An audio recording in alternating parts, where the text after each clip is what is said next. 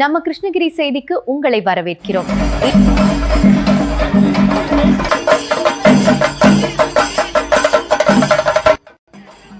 கிருஷ்ணகிரி மாவட்டம் காவேரிப்பட்டணம் அருகே உள்ள போத்தாபுரம் கிராமத்தில் அமைந்துள்ள அருள்மிகு ஸ்ரீ மாரியம்மன் திருக்கோவில் நடைபெற்ற மகா கும்பாபிஷேக விழாவில் தமிழக காங்கிரஸ் பொதுக்குழு உறுப்பினர் எல் சுப்பிரமணியன் கலந்து கொண்டு வழிபட்டார்.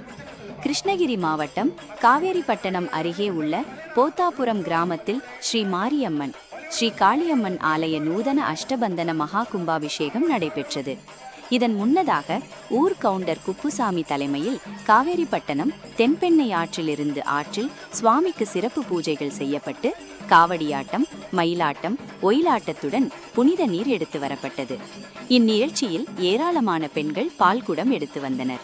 இதைத் தொடர்ந்து முளைப்பாரியிடுதல், கொடியேற்றுதல், கங்கணம் கட்டுதல் நிகழ்ச்சியும் நடைபெற்றது.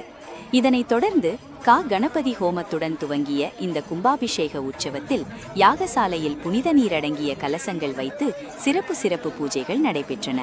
பின்னர் முக்கிய நிகழ்ச்சியான இன்று அதிகாலை முதல் மற்றும் 2ஆம் கால யாக பூஜைகள் நடைபெற்றன. இதில் வேத விற்பனர்களின் வேத மந்திரங்கள் முழங்க யாகசாலை வேள்வியில் அக்னி பகவானுக்கு பூரண ஆகுதி சமர்ப்பிக்கப்பட்டது.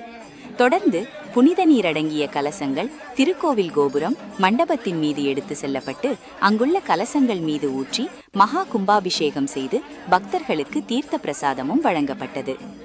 இதனைத் தொடர்ந்து கருவறையில் அமைந்துள்ள அருள்மிகு மாரியம்மன் மற்றும் அருள்மிகு காளியம்மன் ஆகிய விக்கிரகங்களுக்கு சிறப்பு அலங்கார பூஜைகள், மகா மங்கள ஆராத்திகளும் காண்பிக்கப்பட்டது.